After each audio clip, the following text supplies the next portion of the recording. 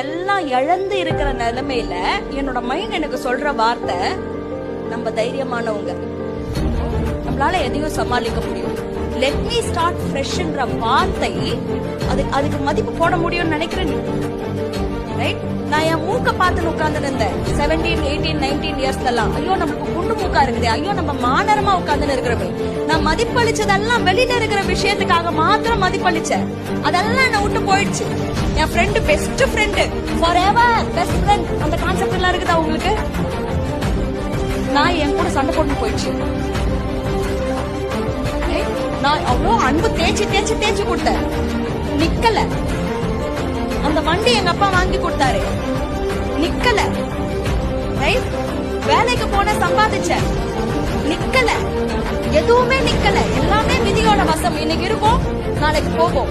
என்கிட்ட இருந்து யாருமே திருட முடியாத சொத்து